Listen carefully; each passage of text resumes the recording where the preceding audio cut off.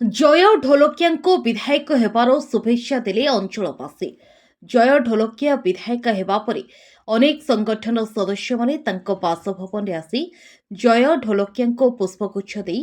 विधायक हेबार शुभेच्छा ज्ञापन करथिले। नवनिर्वाचित विधायक श्रीजुक्त ढोलकिया मु एक सेवक भावरे काम करी नुआपड़ा जिला को एक विकसित जिला गठन करिबारे सदा सर्वदा चेष्टा करिवे बोली कहिथिले। सर आप प्रथम थर नुआ एम एल केमती लगुच सर तापर जय ढोलकिया जो स्वप्नटा अच्छी अधूरा कामटा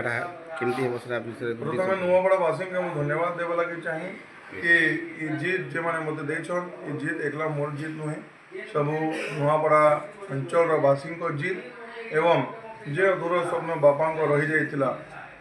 जेने रोड रास्ता यज्ञ मंडप कमिटी घर मंदिर बिजली पानी से सबू सरकार संगे डबल इंजिन सरकार संगे रही करी पूरण करमी एवं जे शपथ मु नहीं